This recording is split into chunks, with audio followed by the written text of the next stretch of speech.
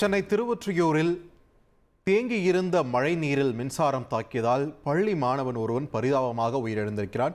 இது தொடர்பான முக்கிய செய்தியை பார்த்து வருகிறோம். கூடுதல் விவரங்களை வழங்க இணைகிறார் எமது செய்தியாளர் நிர்மல். நிர்மல், வணக்கம். இந்த சம்பவமானது எப்பொழுது நடைபெற்றது?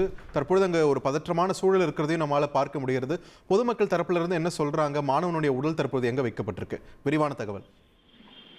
வணக்கம். சென்னை திருவொற்றியூர் தாங்கல் வீர் பைல்வான் தர்கா பகுதியைச் சேர்ந்தவர் நவாப்.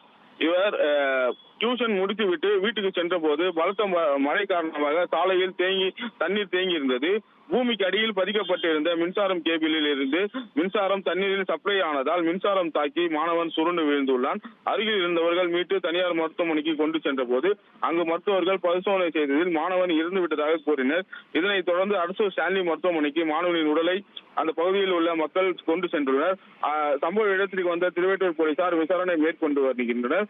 அப்போது அங்கு இருந்தவர்கள் மின்சாரம் வாரியம் அலட்சியத்துடன் செயல்பட்டதால் தான் மாணவனின் உயிர் பறிபோனது என போலீசாருடன் வாக்குவாதத்தில் ஈடுபட்டனர். சிறிது நேரம் மாணவனின் உடலை கொண்டு சென்ற ஆட்டோவை நிறுத்தி வாக்குவாதத்தில் ஈடுபட்டனர்.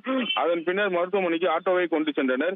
இதனால் புதுவண்ணாரப்பேட்டை லட்சுமி அம்மன் கோவில் பகுதியில் இருந்து திருவொற்றியூர் பகுதி வரை போக்குவரத்து பாதிப்பு ஏற்பட்டது.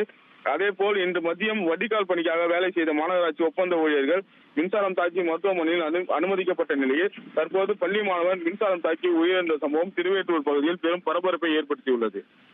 நன்றி நிர்மல், உங்கள் விரிவான தகவல்களுக்கு.